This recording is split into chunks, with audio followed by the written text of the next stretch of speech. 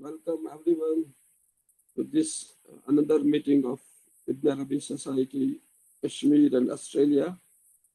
We keep hosting these meetings every Sunday, so it is our pleasure to warmly welcome today our very special guest, Dr. Samir Siddiqui, who has in fact already been historically, in a way we can say, he has a very special distinction of getting we can say, special transmission of Ibn Arabi in his lineage. And there has been a great tradition of teaching Ibn Arabi in the Khanqahs previously in the subcontinent. And there have been some special and gifted teachers in Kashmir who were very specially interested in Ibn Arabi. And Samir Siddiqui happens to be in that family. So he has, throughout his life, he has been engaging Ibn Arabi. And I was last time we had a long conversation and we were puzzled by his novel way of addressing certain issues. So he has done PhD in Islamic studies.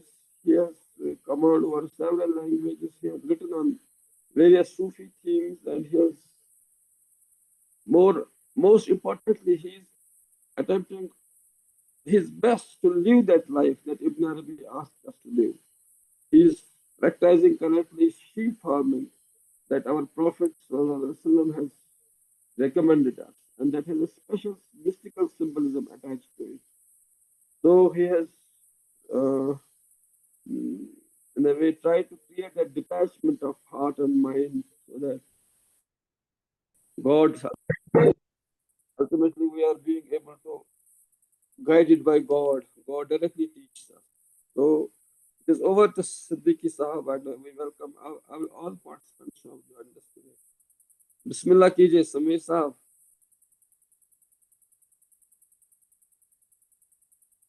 Just unmute yourself. You are still muted, Dr. Siddiqui. Unmute yourself.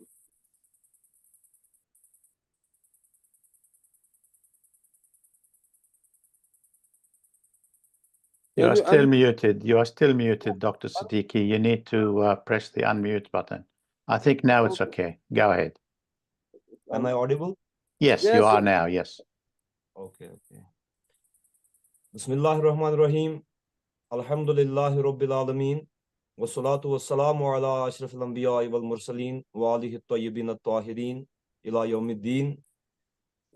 It is a matter of immense pleasure for me to have been invited before this august company of you people.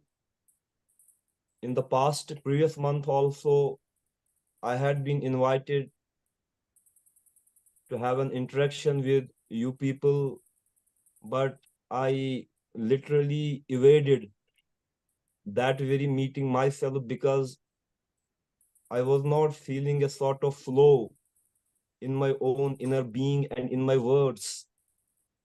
So I could not utter a word that time, because there are times when you have to be in a state of bast.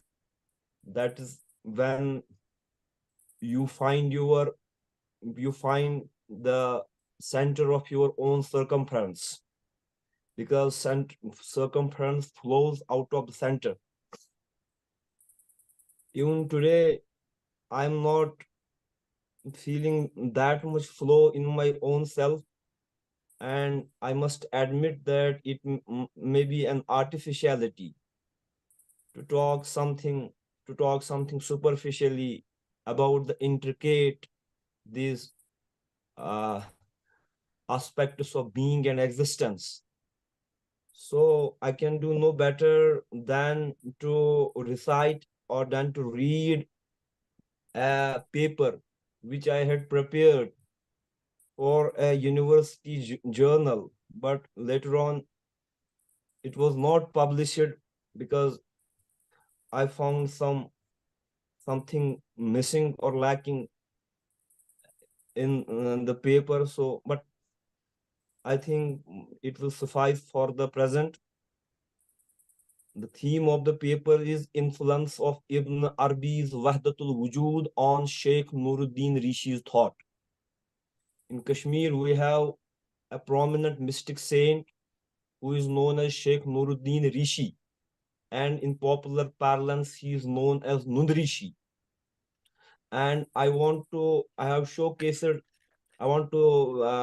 depict that how the thought of Ibn al Arabi, how the mystical mood of Ibn al Arabi was captured down the line in our countrysides, how our those mystic mendicants and prayers, and how the mystics in the countryside, how the mystical aura of Ibn Arabi percolated down to our village folk, and how it became a popular sentiment, and how it became a popular mood among the general populace as such, and how Ibn Arabi his thought has percolated down from the ivory tower,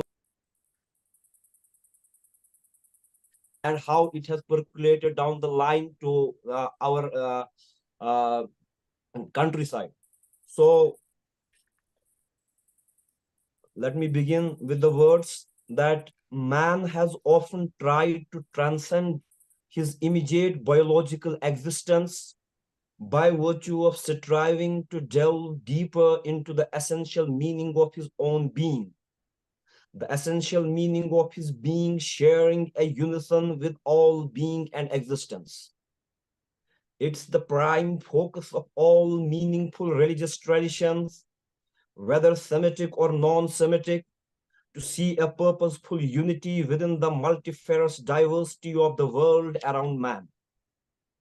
It is this intrinsic unity and cohesion within the cosmic diversity which survives the shifting paradigms of time and space, and which makes man psycho-spiritually prepared to see this cosmos, which otherwise is a multiverse, as a universe. It is this universal, monistic, and eternal meaning of all being and existence which has filled the psychological, philosophical, spiritual, and religious idiom of human race with the concept of divinity, a concept which explains for both the adepts and laymen that how things of diverse nature share a unitary essence by being linked to the common divine principle. Upanishadic teachings, being a prominent example of the non-Semitic religious tradition, beautifully expounds this state of unitary experience of man with the rest of cosmos by making the bold assertion of Tat Tavam Asi in Sanskrit, which means, my Lord, thou art I. It wants to find a purposeful meaning of man's existence by identifying the human self, Atman, with Brahman, the ultimate divine principle, which is the be-all and end-all of the entire cosmos.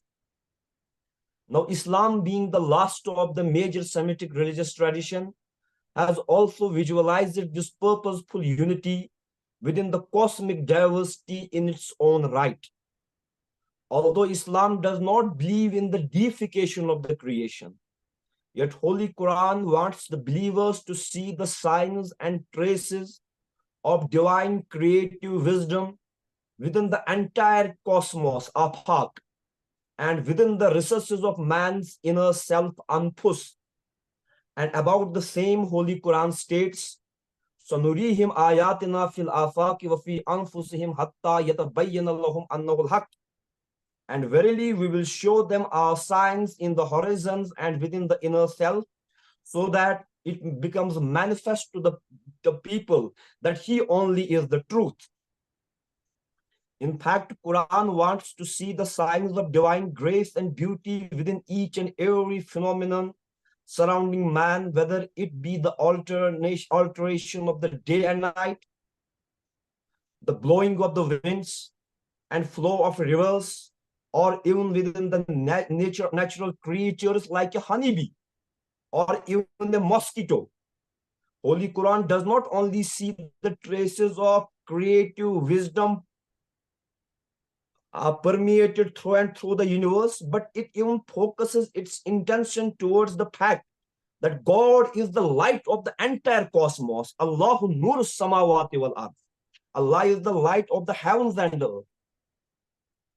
Holy Quran explicitly maintains that the exalted Almighty God, being transcendent in his own right, is verily nigh to the man,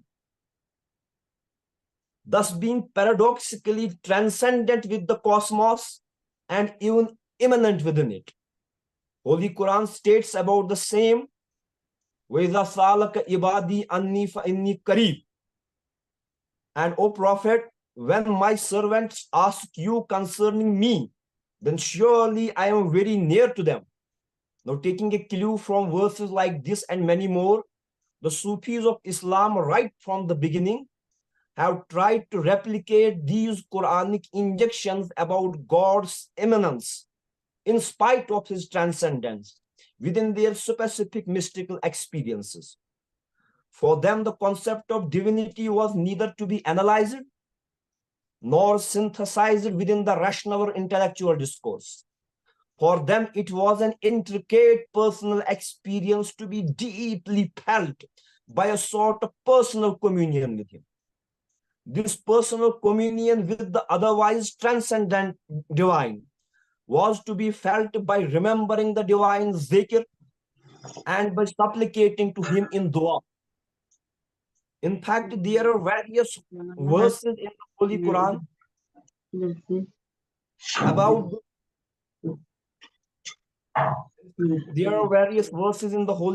about this zikr, dua, remembrance and supplication, which for Sufis are a handy testimony to the fact that Holy Quran wants a believer to cultivate a psycho-spiritual mood, wherein a Sufi feels a proximity with the divine being.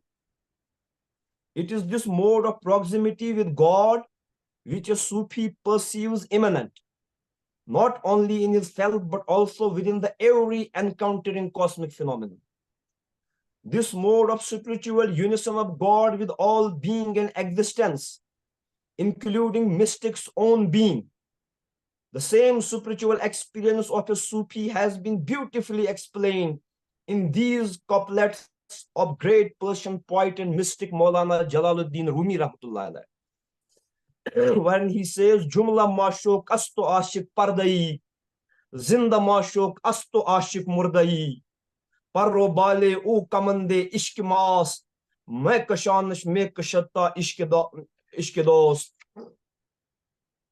Nuri udar yumno yusro tahta folk, barsaro bar gardanam chutaj. The beloved is all and the lover is not. The beloved is alive and the lover is dead. The love of the beloved is a snare, which pulls our every feather towards the friend's street. That God's light is on our right side and on the left and beneath us and above us. It's upon our heads like a crown and about our necks like a chain.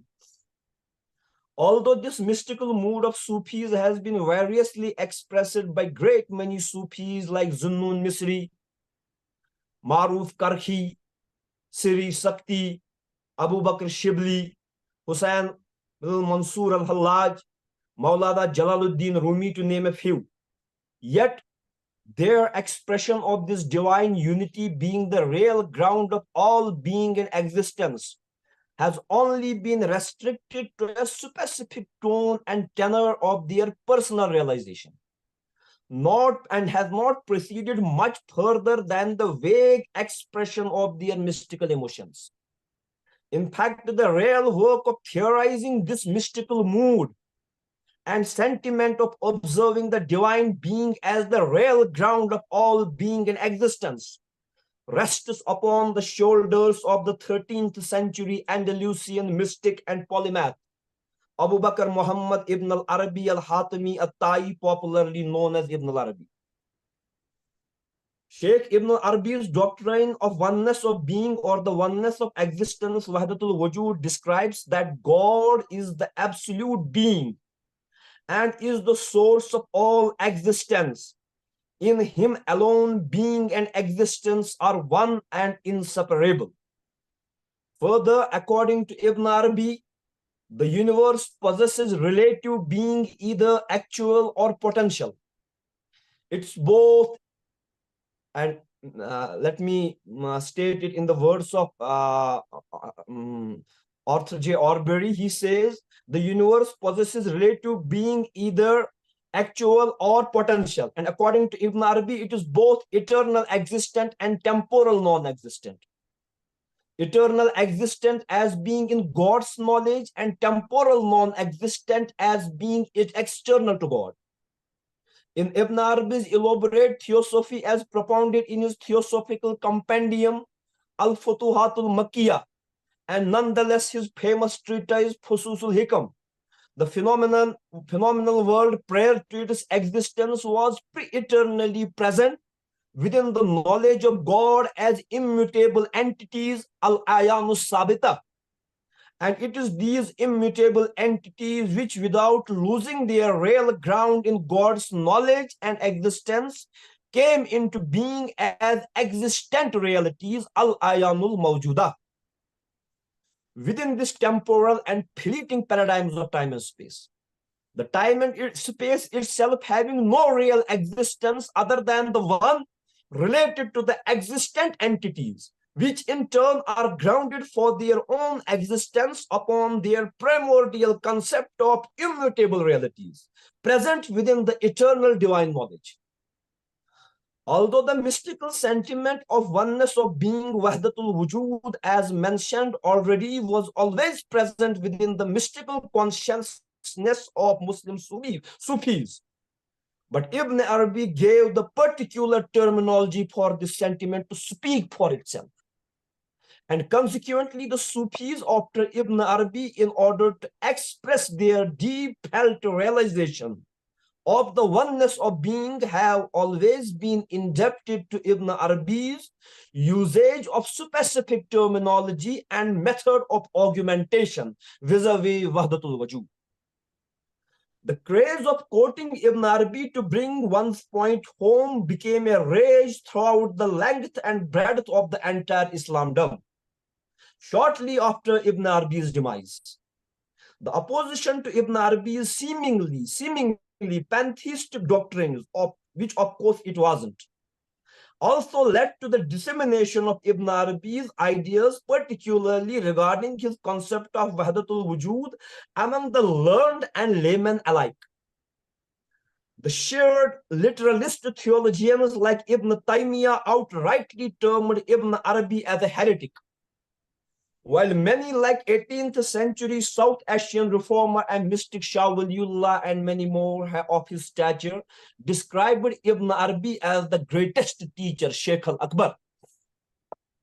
As already mentioned, last but not least, as already mentioned, the influence of Sheikh Ibn Arabi on Muslim Sufis has been prominent, and South Asia in general and the Valley of Kashmir in particular, being the cradle of great mystic legacy, also got influenced by the doctrine of Wahdatul Wujud as propounded by Ibn Arabi. And in Kashmir, we have our own indigenous mystical order, which is known as Rishi Silsila, Rishi order. Rishis were, particularly, it was the name given to the Hindu mystics, Rishi. But later on, when Islam, the Valley of Kashmir was dominated by Islam, by the efforts and by the tabligh of Mir Sayyid Ali Hamadani, most of the Kashmiri population, including those Hindu Rishis, Hindu mystics, they too accepted Islam. But they continued their mystical practices, rigorous mystical practices in the forests, deeper in the woods, and their name as Rishi, it continued as such. And those Rishis, one of the prominent Rishi in Kashmir was Sheikh Nuruddin Rishi Rahmatullahi alayh. And he is considered as the patron saint of Kashmir, and that way he is known as Alamdari Multi Kashmir, that is the flag bearer of the Valley of Kashmir. And it is this Sheikh Alam, Sheikh Nuruddin Rishi Rahmatullahi alayh, although he was an illiterate villager and he didn't go to any formal institution for gaining religious education as such, and his he used to meditate deep in the woods and used to roam throughout the Kashmir to inculcate spiritual ethos and mystical ethos among the local populace. And Sheikh Nuruddin Rishi Rahmatullahi Alayhi was introduced to the mystical philosophy of Ibn Arabi by the teachings of Shah Hamdan Amir Kabir Mir Sayyid Ali Hamadani, a sage from the Central Asia who came to Kashmir, and because of his efforts, and there was a mass transformation of the Kashmir Valley within the fold of Islam. And Sheikh Nuruddin Rishi Rahmatullah Alayhi, while eulogizing Hazrat Shah Hamdan Mir Sayyid Ali Hamadani and cherishing his mystical legacy, he says in Kashmiri language, Mir Hamdan Karahai Kal Korbana, Chuk Miran Hun Mir Tadanahan Hundana. Oh, the saint of Hamadan, patron saint of Hamadan, Sayyid Ali. This Sheikhul Alam, Sheikh Nuruddin, he wants us to bow his head in obeisance before your feet, at your feet, because you are the torch bearer of the spiritual ethos of Islam. And it is this, by virtue of Sayyid Ali Hamadani, that Sheikh Nuruddin Nurani and other rishis of Kashmir came to know about this philosophy of Wahdatul Wujud, because Sayyid Ali Hamadani has given many indications here and there in his treatises about various aspects of Wahdatul Wujud. And even Sayyid Ali Hamadani has written a short compendium by the name of Halul Fusus, which is which lies with me also in the written manuscript of the form. And Halul Fusus means that Sayyid Ali Hamadani Rahmatullahi Alayhi has tried to simplify most of the technical terms of Fususul Hikam for the novices. And it is because of Sayyid Ali Hamadani that Sheikhul Alam and his sons Mir Muhammad Hamdani, that Sheikhul Alam Sheikh Nuruddin Nurani got a feeling, and he felt the aura of this concept and philosophy of Wahdatul Wujud. And in Sheikh Nuruddin Nurani Rahmatullah Alayhi's Kalam, his poetry, he was a poet and he used to compose poetry, and there are many indications in his poetry and which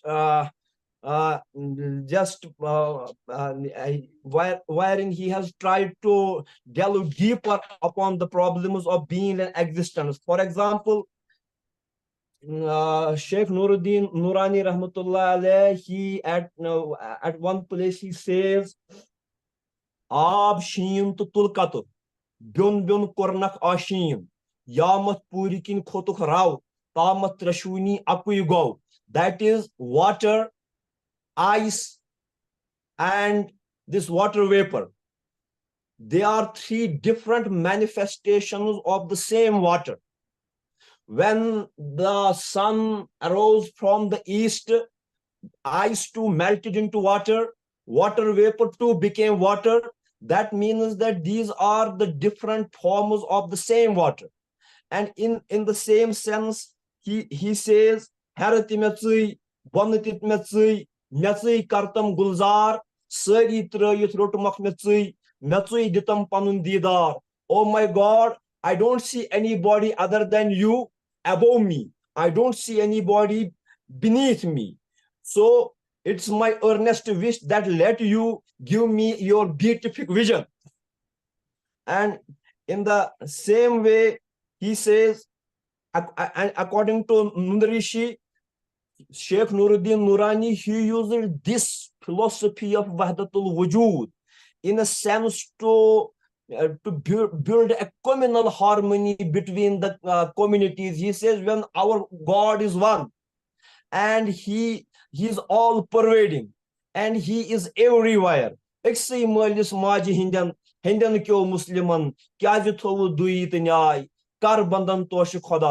When all Hindus as well as Muslims, they have descended from the same parent, Adam and Eve, then why is there a discord and strife between the communities, this and that?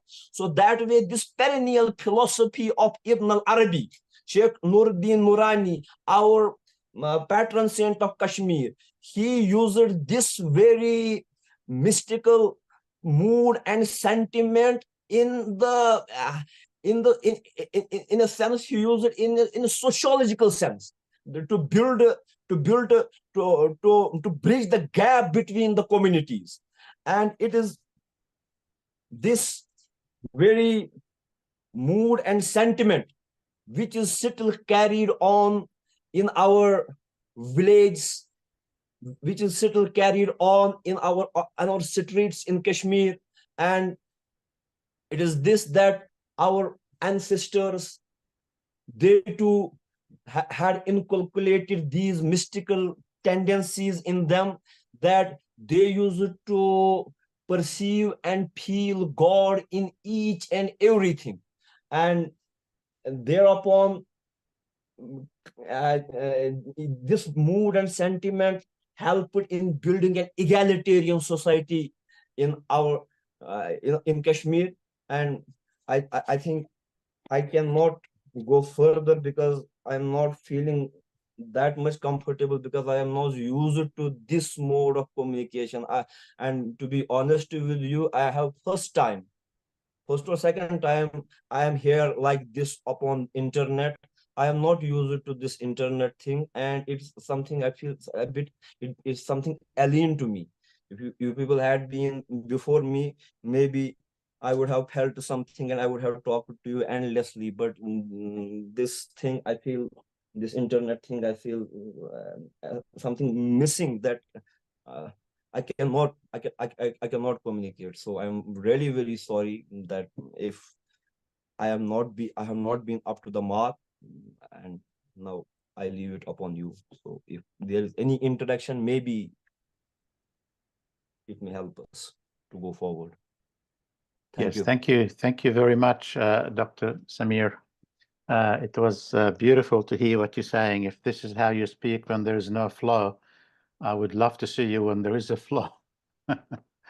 No, thank you very much.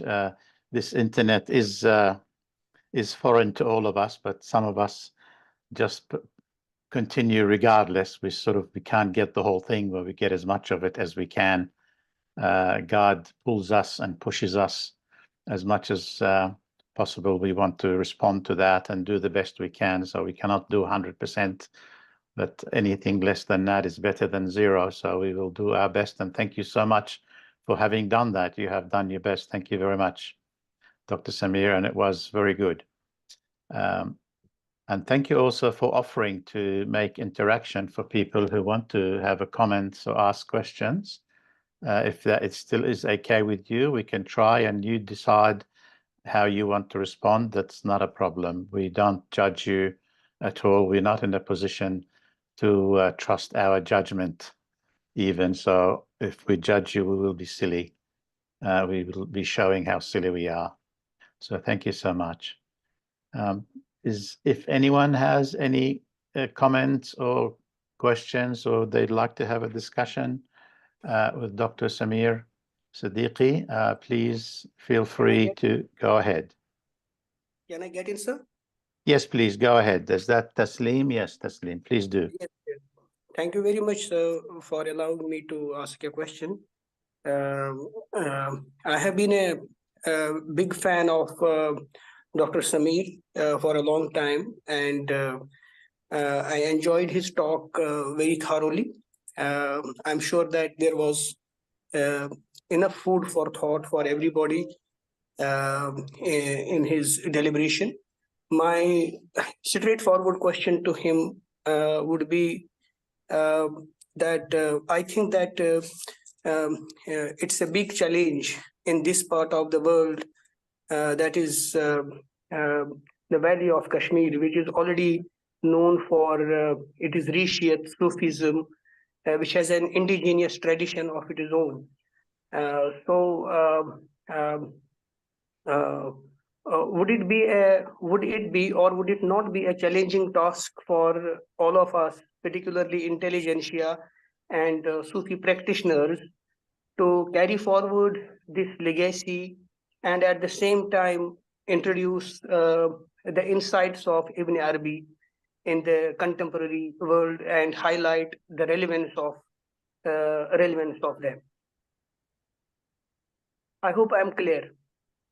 Yes, you are very much clear. And I think in today's world, which is thoroughly just marked by materialism, it is not a challenge only in Kashmir, but everywhere. Because people are not living religion. They are not experiencing religion. They are only reading it through books. They are just analyzing God. For them, God is just like a mechanical concept which is to be analyzed or which is to be synthesized. And I think you cannot understand God. You cannot comprehend him by virtue of logic, because uh, you have to experience it. You have to experience religion, your own inner being. For example, when you go for salah, when you go for namaz, you have not only to recite namaz, but there has to be some mood, there has to be some feeling which is to be inculcated by virtue of this very prayer or namaz. And only reading about things and only analyzing the things endlessly, I think when you speak about God, I think it is much about your sense of belongingness, a sense of personal communion with God. And when you are there for a personal communion with God, it at times defies logic. It is not illogical as such, but love has its own logic. So you need and when you say that it's a challenge, yes, definitely it is a challenge, but I think you cannot just to speak about these personal experiences and your personal communion with the higher being, higher self. You cannot communicate it in the large audiences. It is it is, I think it is person to person. For example, we in Persian, we have a word hamdard. Hamdard means those which have the same pain. And you can feel my pain only if you yourself have a bit of the feeling of the pain. I cannot tell you what my pain looks like, whether it is triangular, whether it is circular, or what color or what hue my pain, of what color it is. So it's only that I can say that let you have the pain which is in me, so that you can also feel the aura and the blessing of that very divine pain, the pangs of pain or the pangs of separation from the divine being. So it is all personal. So we must not bother much about the things that can we communicate it just in a literal sense or not. So I think each and every person, when he becomes fed up from his own day-to-day course of life, he too wants to find a higher meaning in his to his life. And some people, they just then follow these follow the leads, and some people, they just neglect those their own pangs of pain. They neglect these pangs of pain. So it is for you, it's personally for you, and you are accountable for this thing, I think. Thank you. Thank you. Okay. Beautiful. Thank you very much, Dr. Siddiqui. Anyone else feel like they would like to have a question or discussion or comment to Dr. Siddiqui, please? Yeah, I would like to give a bit of a brief comment plus a question. Yeah. Okay. Thank you, Dr. Siddiqui. It was a wonderful presentation. It gave me a lot of insights about Hazrat Ibn Arabi and his influence in Kashmir, and the way you have explained the lot of rishis have gave them a language to express their understanding of God. And so Ibn Arabi's language helped them to explain. And as a result, Mir Sayyid Ali Hamdani, he tried to simplify various hard terminologies within Fusus al-Hikam. So I think it will be interested to find a copy of that Tahlul Fulus, the Fusus, that book. Is there any book form available, that one, or is just still a manuscript? I have Did not he seen write it in any. Arabic or Farsi? It's in Persian. It's in Persian. Ah, okay. So anyway, Shah Waliullah was one of the famous, of course, there's South Asian um, alim who actually positively wrote about Ibn Arabi. Another one I'm familiar with, Shah Muhibullah Ilahabadi. Are you familiar with him as well? Yeah. So Yes. okay, so the question I have is, you beautifully explained about eternal Gaibe Mutlak, Batin, versus Zahir, temporal non-existence, and then this immanence versus transcendence, which simultaneously distinguish between this pantheistic understanding of some of the Indian philosophers who see just the Zahir, which is this pantheistic view that whatever is in the universe, that is the living God. So would you give a bit of commentary on that side of where people go wrong? Because sometimes Hamaust, all is he, is what confuses people. If you say all is he, Hamaust, people get confused. But he is all is not he at the same time. Because as you mentioned, it's a temporal non-existence. Whatever we see is not he, because it's a temporal. So if you can give a bit of clarification or your understanding through the silsila you have learned, especially through the Sheikh Nuruddin and Nurani Rishi, yeah, that will be helpful if you can. Yeah, okay. Thank you. Okay, I got it. So basically, the concept of Wahatul Wujud, the answer to the problem doesn't lie in yes or no, because there are many because there are many questions which don't have a direct answer in yes or no. It is simultaneously yes as well as no. That the entire universe is God and it is not God. And now it has to be put in a perspective. So let me say, for example, this entire universe is the manifestation of God, and manifestation of God, and manifestation is something else. It is of God and not God himself. And so manifestation is contingent, something contingent, but it is from of the necessary being. So we can say like this, that we have a piece of gold and we make an ornament out of it. We make just a necklace out of it, or we make something else, an earring out of it. Well, we can say that this earring is gold and gold is earring, but still earring for its existence is dependent upon the gold, but gold as such is not dependent upon the existence of the earring. So that way, entire universe is dependent for its existence upon God, but still God is not dependent upon his own manifestations. He may be a hidden treasure, and he is still complete. A treasure may be hidden, but still it is a full treasure. But the only thing Ibn Arabi wants to say is that then it got manifested. So pantheists say that the sum total of the universe is God, and God is the sum total of the entire universe. But here it is yes and no. Yes, because the entire plan of this universe, it lies with God as ayanu sabita.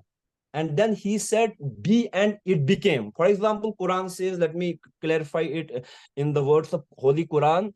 Quran says, for Almighty Allah, when Allah Almighty want to make a thing, create a thing, he says kun fayakun. He says to it be, and it becomes. If nothing exists, what is the thing to which God says be? If nothing existed prior to it is becoming, the thing was not existent prior to it is becoming. But Quran says that he says to the thing be, and it becomes. That means the thingness is there. Something is there to which God says be, and it becomes. And where was the thing before it became? It was as an immutable reality, as ayanu sabita, within the eternal knowledge of God, that the plan existed there within the eternal knowledge of God, and as such the world is eternal in the sense that it exists within the eternal immutable knowledge of God. But when it became manifested, it is accidental, it is hadith. But still, it is based upon the plan of that very immutable reality. But still there, when it is accidental, when it is hadith, when it becomes manifest, the manifestation too. I can just give an example. I sometimes myself write some couplets in Kashmiri at a particular place. I had written in Kashmiri language, Abas malarchi lach hazar, talkan kuni chab joyebar, aslas fasul tay wasul cha, jana namarai azyapaga. That is, water flows through the river, but there are water is in a pond. You just make a stir and it creates ripples. You can count those ripples, 1, 2, 3, 4. There are hundreds and thousands, but still it is the one and the same water. Or for example, you just take a rope and you just tie knots upon the rope. You can count those knots. These are 1, 2, 3, 4, but still the rope is all the knots are rope. But now knot is the manifestation of the rope, and knot depends upon the rope, but rope itself does not depend upon the existence of a knot. And it's like this. Thank you. Okay, I think Thanks. That was beautiful. Thank you. Thank you, Dr. Samir. Thank you. Does anyone else like to ask a question, please, or make a comment? I'd like to ask a question. Yes, please go ahead, Namus. Assalamu alaikum, Dr. Saab. My question is, I guess, bit off topic. It's about the idea of God in general. I've realized something. I mean, I have been reading about Ibn Arabi since a long time, and I do thoroughly enjoy it. But I also see that there is a certain gap between, on the one hand, you have materialists who won't consider a higher meaning or a higher reality. But at the same time, there are people who don't read books, who don't read philosophy, but they seem to have a certain connection with God that I don't think I have, even though I read a lot about God and I talk a lot about God. So how do we practically develop that connection, that sense of belongingness with God that I know it doesn't come from books, it comes from somewhere else, and I still struggle with it? You are right. Even Holy Quran says about those people who just carry on books. It says, "Masalul ladhina hamilut Tawrat." Those people, the misal, the example of those people who have read the Tawrat, but still they are not capable of carrying the real meaning of the Tawrat. Kamasal Himar, their example is just like the donkeys who are carrying loads here and there. And our patron saint in Kashmir, Sheikh Nuruddin, says, Paran par gai khali, khar gai kitab bari hai. By reading only, you have just, by cramming, by rote learning only, you have just filled the pages.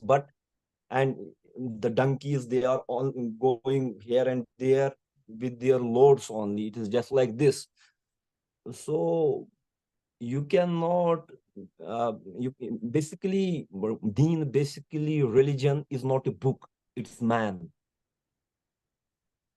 because religion is meant for man. So the be all and end all of the religion and religious experience is man. You have to feel it for yourself. For example, Rumi says, Sad kitabo sad warak dar nar kun, roye dil ra janibe dildar kun. You just burn these hundreds and thousands of books. Just try to face the mirror of your heart towards your beloved. And you have to do nothing. But what you have to do, you have to be with the afflicted lovers of the God. You have to be in their company. But it is also very difficult to find those godly men. Where do you find them? Because unfortunately, most of this mystical discourse, if I say about our subcontinent, most of this mystical discourse, it has been turned into something of a superstition. And people just say that to ward off those genies, these ghosts, etc., and this black magic and this all these, and people just call those very people as Sufis. But it's not like this. Sufi is not to be Sufi is not a profession. To be a Durvesh, to be an afflicted lover of God, it's not a profession. It doesn't come out of a conscious effort to be something. So it's all that when you have a company with the lovers of God, and you can just feel their sincerity. You can just feel their truthfulness, because it's always ingrained within the human existence that what is good and what is bad. So you can feel it yourself, and you have to be with them. You have to be in their company, and you have to develop a personal communion with the God. And the most precious thing is that just my sheikh used to say, just like an orphan child, just like he weeps for his mother, an afflicted lover of God, he must feel the pangs of separation from the divine beloved, that why I am not experiencing him night to myself. So getting involved in it, firstly, it is as something as psychological mood, then it becomes something psycho-spiritual, then it gives way to those spiritual experiences, and it's your own experience then. And your experience will not suffice me, and mine will not suffice you. Everybody has to walk on his own legs, and you have to experience it for your own self. Even if you go to a sheikh, but experience is always yours. It's only prophet whose experiences, not experiences, whose each and every thing, whatever he says is binding upon me. But for a Sufi, his experiences are not binding upon us. They are their own experience. For example, Ghazali says in Al-Manqaz Dalal, his autobiography, it has been even translated by Montgomery Watt in English, deliverance from the error he has named it. And thereupon Ghazali says that if a person just writes many treatises upon the phenomenon of drinking wine, he can say that a person gets intoxicated and he can talk endlessly, but he has not himself tasted wine even a single time in his life. So he can only write about it, but he cannot feel the intoxication. And on the other hand, you have a person who has not written a book, who is an unlettered man, but he has once tasted the intoxication. Although he cannot write a book, but he has the originality of the experience. And those who are writing endlessly but don't have any originality of experience, they are only writing it, they are paraphrasing it for others, and they are nowhere themselves. So it is a personal experience, and you have to develop a personal communion. And now there are various I think various ways by which you can strengthen your those you can strengthen your communion with God. Thank you. Thank you so much. Thank you very much, Dr. Siddiqui. I'd like to ask you a question, if you don't mind, please, Dr. Siddiqui. I hope you will take it with as much humility as I can muster. I do not have that much knowledge, but I do have a question which, when you stated in the beginning you mentioned the word state of bust. I don't really know what bust means in this context, but when you mentioned the word flow after that, and then you mentioned the circumference, I had a feeling I know what you meant. You meant probably something like we are humans, and as a human, we are lacking, of course, a lot. But when we become a spiritual murid and we are on the path, we start learning, whether it's reading books or doing zikr or sincerely and honestly praying and wanting to reach the developmental spiritual development towards God. Maybe we can even use the word Ibn Arabi calls al-insan al-kamil, which eventually we can come to. But until a person reaches al-insan al-kamil, whether that's possible or not for us humans, I don't know. But we are always not at the top. We are always somewhere, either in the middle, or a quarter of the way, or 3/4 of the way, or 5% of the way, or 2% of the way.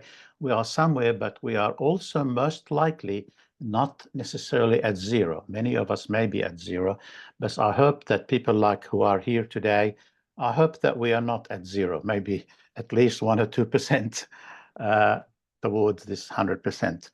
So what I see then in my case, I look at myself experientially and I say, well, okay, I am not there, so I have to be humble and not pretend that I know. But at the same time, I do know something. And that's something I should not deny it.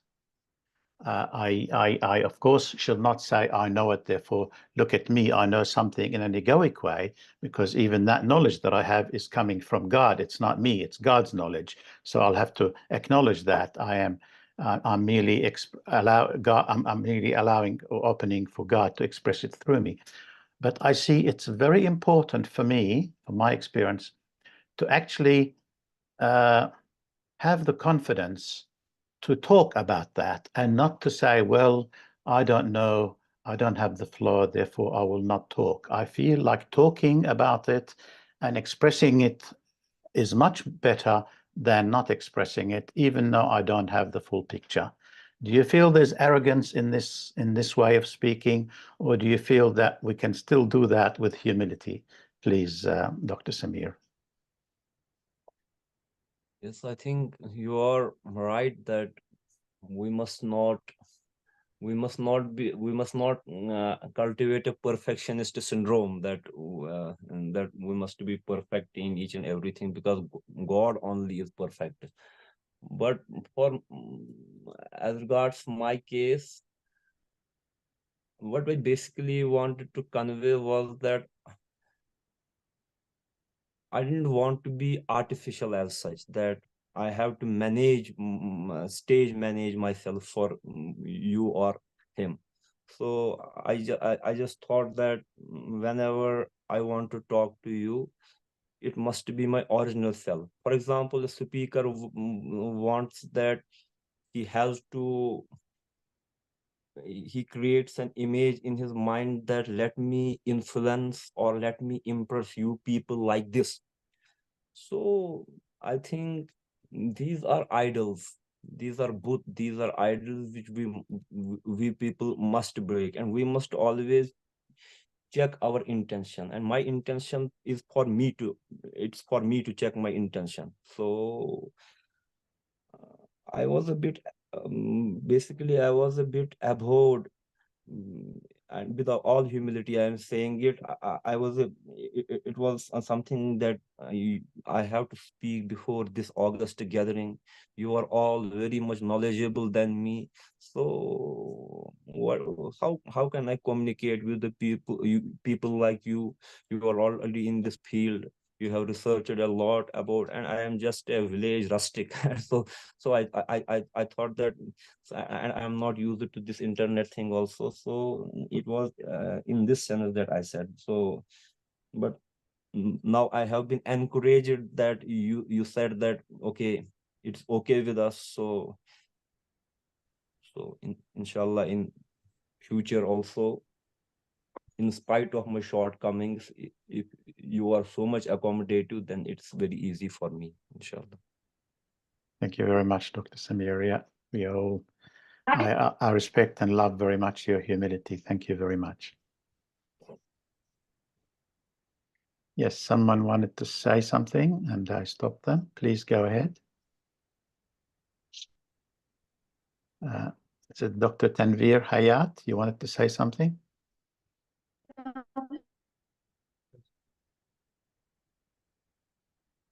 Yes, please. There's a hand raised by Fariz.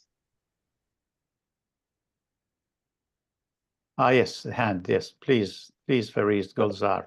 Please go ahead. Yes. Assalamu alaikum, sir. Sir, I have two questions. First one is clarification question, and second one is proper question. First one is, sir, when you are talking about contingent beings and the necessary being, and as you said that contingent beings are dependent on the necessary being, and it's not the other way around. So my question is, still you were talking about the continuity between the two, as you talked about the rope and the knots, and similar other examples about water and its different forms. Sir, I want to ask, sir, how is it different from pantheism? Just a clarification question, because I'm quite confused about it.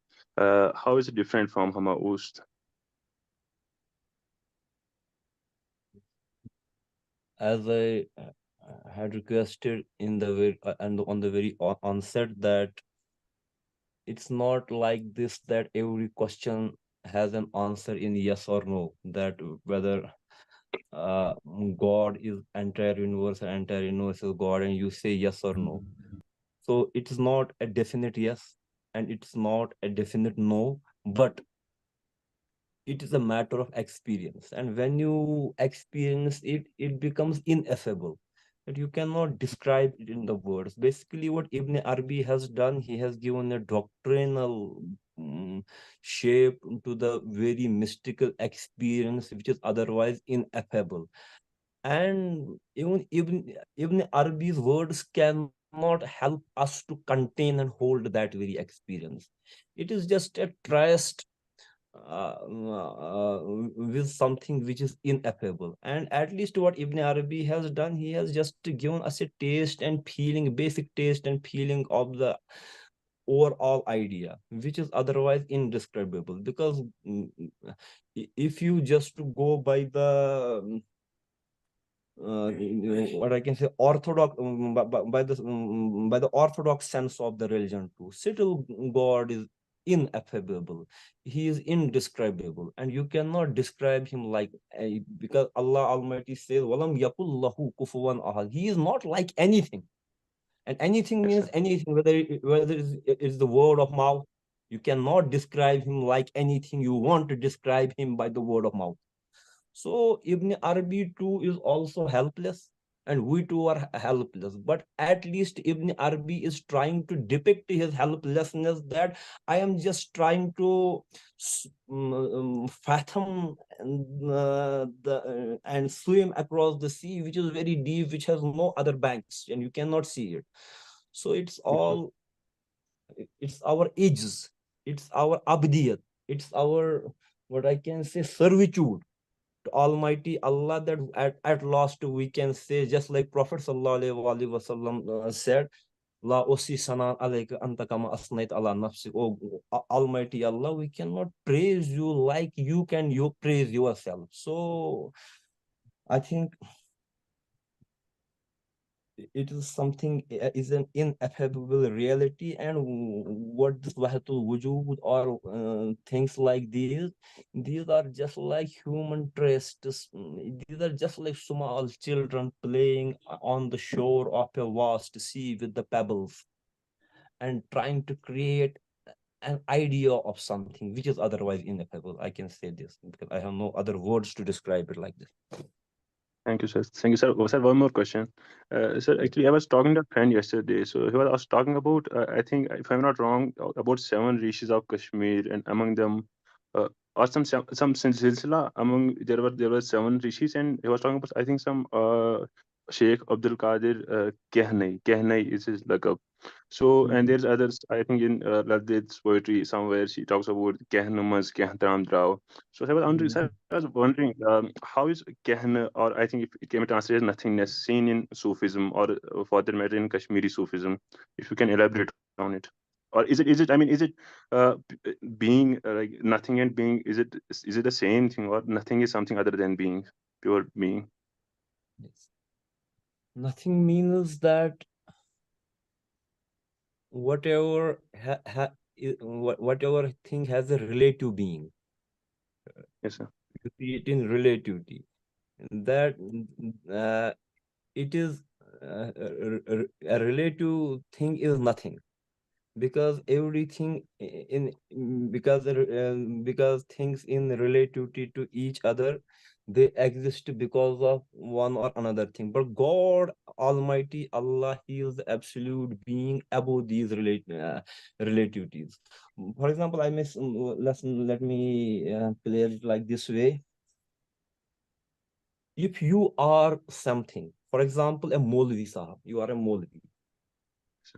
The most fundamental impediment in your way toward God is your own Maulviyat. Maulvi always looks towards upon his own being a Maulvi, and he cannot find God because he is only after a Maulvi. A mystic or a peer sahab or a peer, simply a dervish, he sees himself as a dervish, as a peer, and the most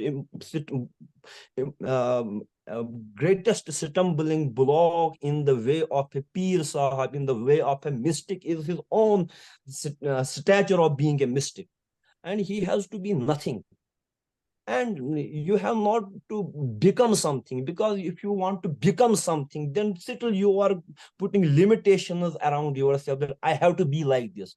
God is limitless, God is endless, and you have to throw yourself with the wave, and wherever it carries you, this is taslim, this is raza. You have to even surrender your own will and become kin, become nothing by surrendering your will, and you have to be on the makam raza. For example, a Kashmiri saint says, makam raza sar me dorum kartam fadras.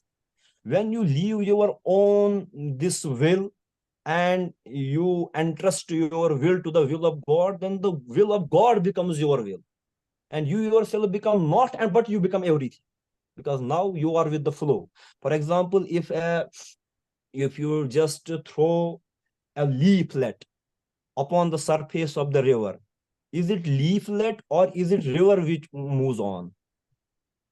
In a sense, these are both, because leaflet too is moving, and in a way river too is moving, but it is the leaflet which is dead to itself, and now the flow of the river is the flow of the leaflet as such. So when it becomes kehn, it becomes everything, it becomes the flow of the river. Thank you. Yes, sir. Thank you, sir. Thank you. Thank you, Doctor. That was a lovely answer. Thank you very much for that. Anyone else like to ask a question? Is Naveed Ahmed, you trying to say something? Assalamu alaikum, Doctor. Yes, please, go ahead. Sir, it's always an honor to listen to you, whether face-to-face, whether it's on internet, Facebook, or YouTube. So today, I would like to answer, as I'm the novice to this spiritualism, or I would say the Sufism.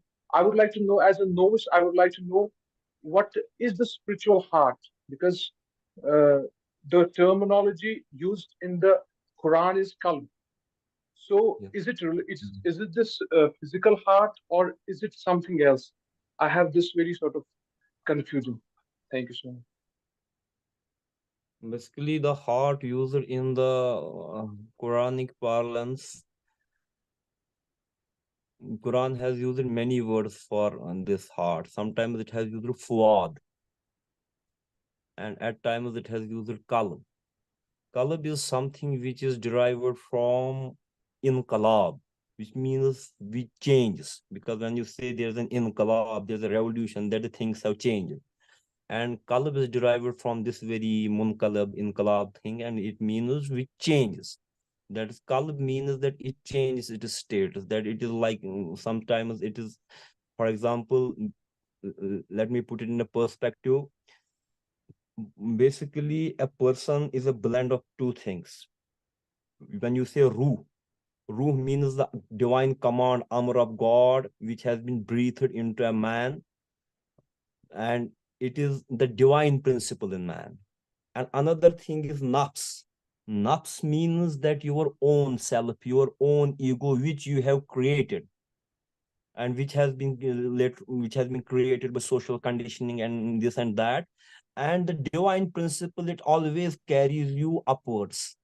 And this principle of nafs, it always carries you downward towards your earthly journey.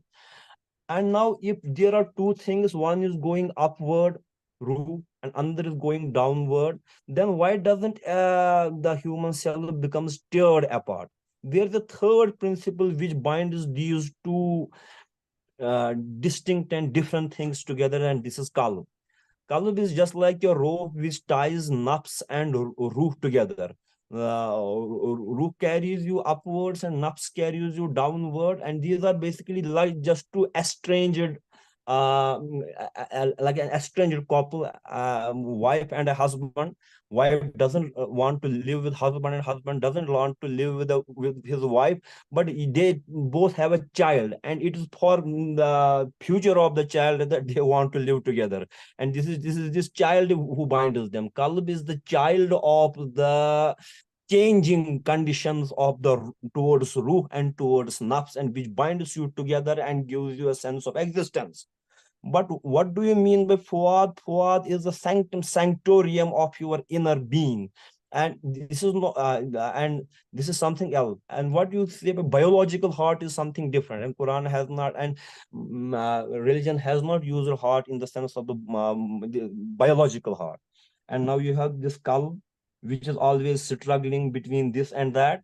And you have fuad, which when you surpass these feelings of lawama, sometimes going towards nafs, sometimes going, and when you have yaksui, when you have unity of purpose, you reach towards the fuad where the doors get opened, and you perceive the reality in your own inner sanctorium of your own being. Thank you.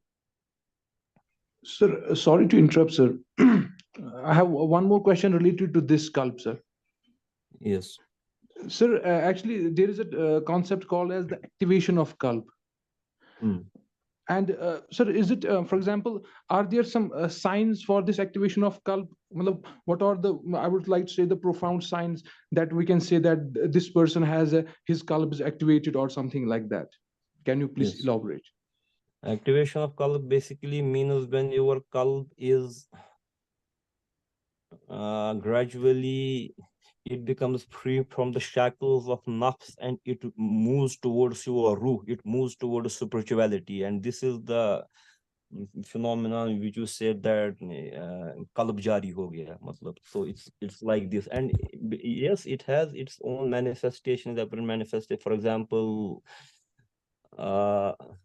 when your qalb gets on moving like this, so you feel a deeper meaning to your own daily routines. For example, you are offering salah, but you are offering it just like people offer salah, just like to finish the salah. That you have to finish it in 5 minutes or 10 minutes. But for those people who want to find a deeper meaning in their own worship, they don't actually finish it. They enter into something else by means of the salah. That is, by being in the act of salah, they are leaving this phenomenon of salah to, and they are moving further apart from salah. That means this salah, this namaz becomes for them a launching pad, and they don't get stuck into the salah. For example, Rumi says, "Bakhuda khabar nadan." darım.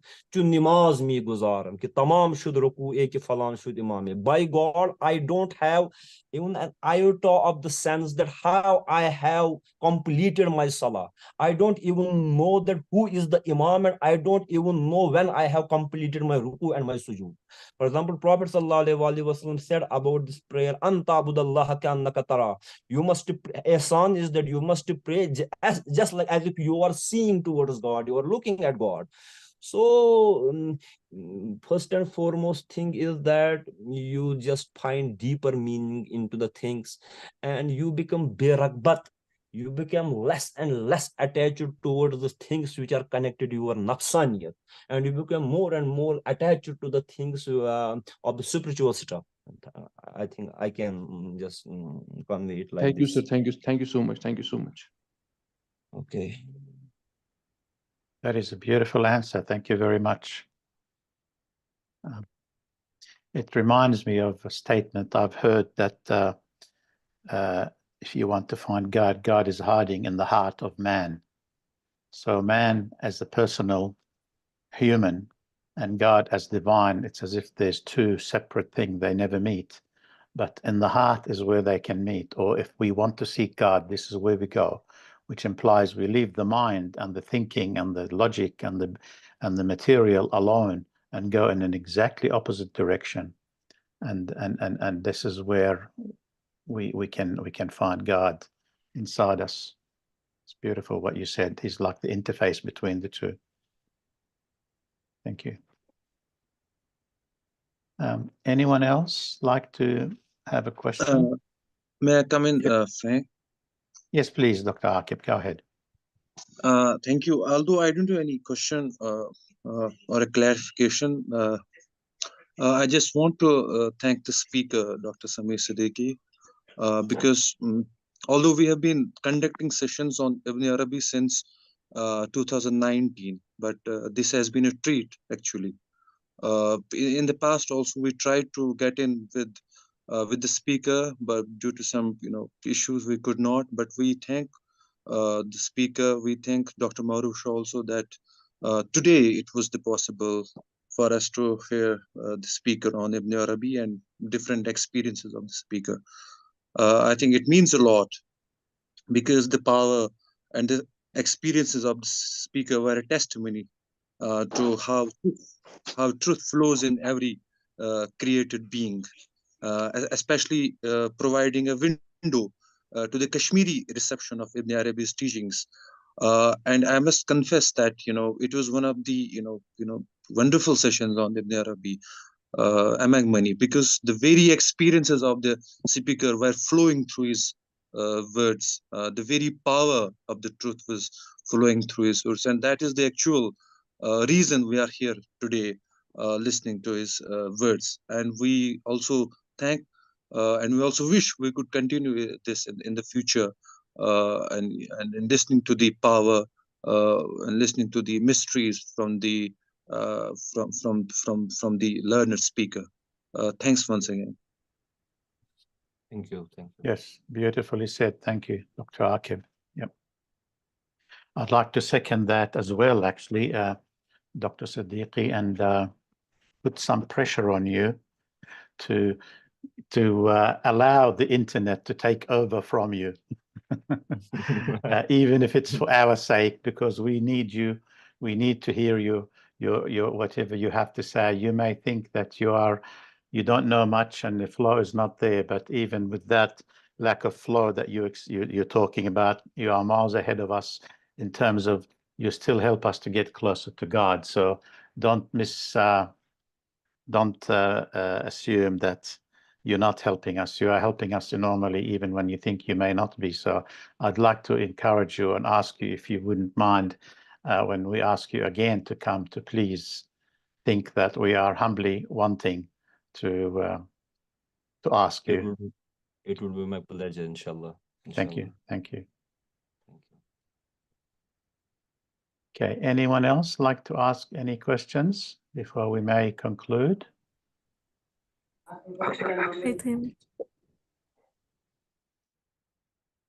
Sorry, I heard a girl's voice there. Is that someone wanting to ask a question? Oh, yes, sorry. GQ Wani, please go ahead. Yes. Assalamu alaikum. Walaikum salam. Sir, thank you very much for your presentation. Jazakallah khaira. I have a question. You said that the Quran has not used the word qalb in the sense of the biological heart. I want to know, is there any relationship between the biological heart and the qalb? Because there is a verse in the Quran in Surah Al-Hajj, فَإِنَّهَا لَا تَعْمَلْ أَبْصَارُ وَلَكِنْ تَعْمَلْ قُلُوبُ الَّتِي فِي الصُّدُورِ.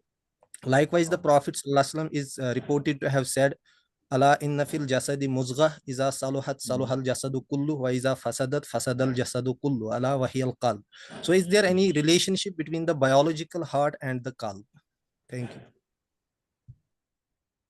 What I was trying to say was that this piece of flesh, which pumps blood, circulates blood in your body, it is verily, it's hot. It's hot. But it's not only linked to your mystical experience and deep-seated experience, or not linked to this very biological organ, but there is something deep and intricate within this very thing. I told you that the inner sanctorium of your heart. So it's just like, what I can say, that it has a feeling content. Your biological heart, when your heart throbs robustly, and when your heart beats robustly at any instance when you are very angry or when you are very happy, that means that it has a feeling content in it. But that very feeling content, it is not only limited to this very biological construction and this enlargement of your heart. It is something deeper. So there is a connection of feeling, that whatever your experiences are, then you have a feeling content of those very experiences in your this biological heart. But it's not, your mystical experience are not only limited to this very, your experiential part is something different, and this is the content. This is the content of feeling that you that just then grasp by this. And when your feeling is up to the mark and in tune with your experience, then this muzga, it's saluhat, it too becomes soleh, it too becomes pious as per your own experiences. But if your experiences are not that very pious, if your experiences are only materialistic, if your experiences are constricted by your bias, by your ignorance, by your those subjective conditioning, so your heart too, it doesn't feel like it should feel. Just like Sadi says, Bani Adam azai yak digaran, kidar afreeniz yak jawharan. अगर उज़्वे बदर्द आवरुद रोजगार दिगर उज़ु हाराना मानद करार तो कज मेहनते दीगरा बेगमी नशायत के नामत नेहद आदमी. When you don't have those up to the mark experiences, that the feeling content of your heart, it too becomes inferior. Then you are not receptive to the pain of others. So your feeling content too, it too gets deteriorated. And it was in this sense that I was saying. Thank you. Okay, anyone else likes to ask a question? We're getting close to time to thank Dr. Siddiqui for his time. So does anyone maybe make this one a last question? Another hand is raised. Another hand is raised. Yes. Go ahead, Dr. Tanvir Hayat, please. Yes, Assalamu alaikum, Dr. Badari Sayyabad, sorry, yeah. Sir, just I want to clear my misconception that is Wahdatul Wujud just a philosophical term, or is it a belief among the Muslims? As regards the word Wahdatul Wujud, Ibn Arabi has not even used it a single time in his those huge compendium Futuhatul Makkiyah or Fususul Hikam. Later on, it has been paraphrased like Wahdatul Wujud. So he has not just himself coined the term Wahdatul Wujud. If you look at Fusus or if you look at Fususul Hikam, then when you get a feeling of his philosophy, the later on people, I don't know where from this term was then later on taken, Wahdatul Wujud. So, but it definitely describes Ibn Arabi's intent. So as regards whether it is a belief or not, I think belief is a concrete term. Belief is a concrete term, and belief is more of what I can say. It brings you towards those narrow and confusing labyrinths of scholasticism that you are believing something like, and this your belief, then it has different articles of faith and like this. When Ibn Arabi speaks about this Wahdatul Wujud, for him it's not a belief. Belief is something that you have to fix an idea of something. And what is Wahdatul Wujud? It is an after effect of an experience. It is not premeditated, that you have to believe like this, and then you have to act upon this. Wahdatul Wujud is the after effect of your action, after effect of your act of experiencing God. So I don't think it is a belief as such. Thank you.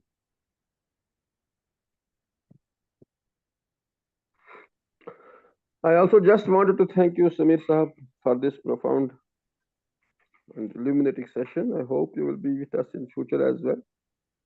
And Inshallah. there are many questions and queries. We can keep them for, I think, other meetings as well. You had already requested that you will be available only by 11:30, so we already stretched it a bit. So again, thank you. I hope you will be.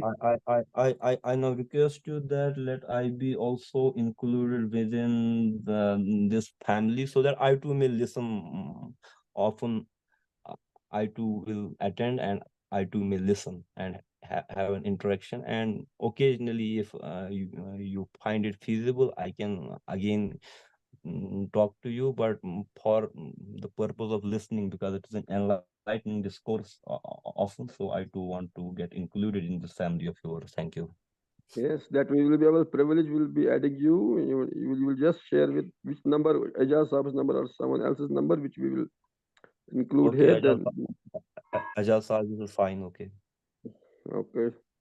Thank you. I hope. Yeah, Frank, there is a question from Badrun Nisa. I thought, okay, go ahead, Badrunisa. Is that okay, Dr. Siddiqui? You have Okay more if I time? ask Or? the question? Okay, Sorry. one question. One Okay. more question. Thank you very much, Dr. Siddiqui. Go So ahead. it's related. It's really. Assalamu alaikum first. Actually, this question is related to Ibn Arabi's one of the tenet of metaphysics of love. So, when I read Ibn Arabi, he equates God's love to mother's love. Usually, Islam is considered to be a very patriarchal religion, but he equates God's love to maternal love when he says that on the God's throne there are two words written, Rahman, Rahim, and both come from the root word of Rahma, which means womb in Arabic. So he equates it with mother's love. Can you elucidate a bit more on what he means and what he wants to show through this? Basically, you see that throughout this Fusus and throughout this Futuhatul Makkiyah, Ibn Arabi has a habit of playing with the words, and he brings different shades of the same color together.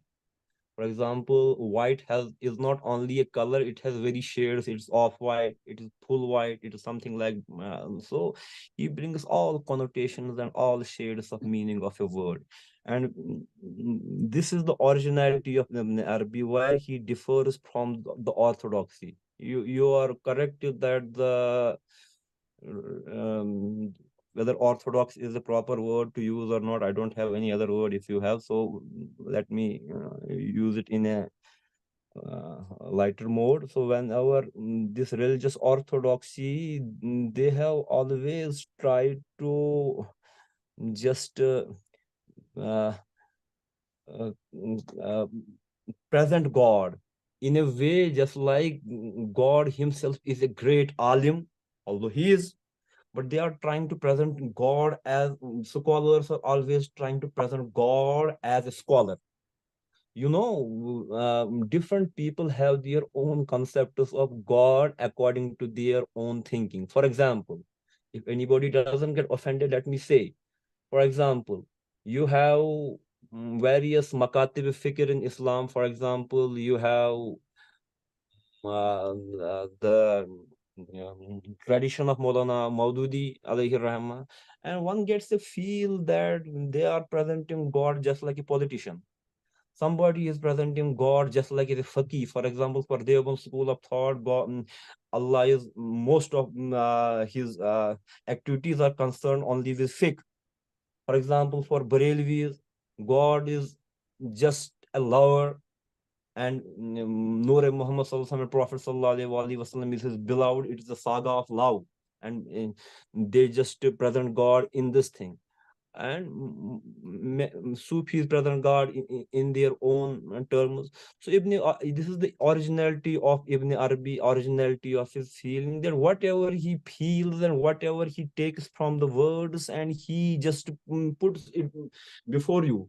And by rahma of God, raham, it's taken from the root word womb. When you say about Prophet Sallallahu Alaihi Wasallam, "Wama arsalnaka illa rahmatul lil alamin," O Prophet Sallallahu Alaihi Wasallam, we have not sent you down upon the earth, but only as a mercy unto the world. And here too, Ibn Arabi says that Prophet Sallallahu Alaihi Wasallam's his blessings, they are just like the womb of the mother in which both the worlds are contained. So the most profound aspect of the love and mercy is mother, and Ibn Arabi has showed it like this. And Ibn Arabi is so much honest in his dealings that even when he says at times, if you want to contemplate upon the divine beauty, you have to contemplate it in something like he says that in the beauty of a woman. Now, it was provocative for most of the people, but what he meant, it was something that most of the people, their idea of beauty, and he was trying to make it understandable to his contemporary times, that how they took the idea of beauty. He wanted to bring the larger point home, even if he used the similes and metaphors gathered from the day-to-day course of human life. And this is his originality, I think.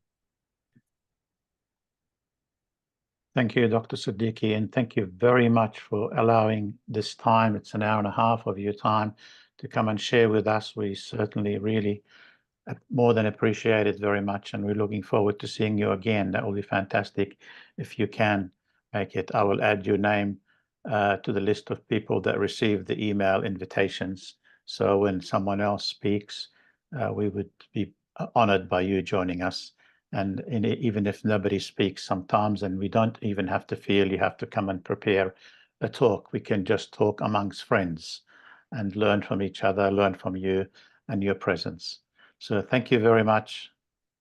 And thank you everyone for coming. And importantly, I want to thank Dr. Maruf Shah for introducing us to Dr. Siddiqui. That is a beautiful thing that happened. Thank you.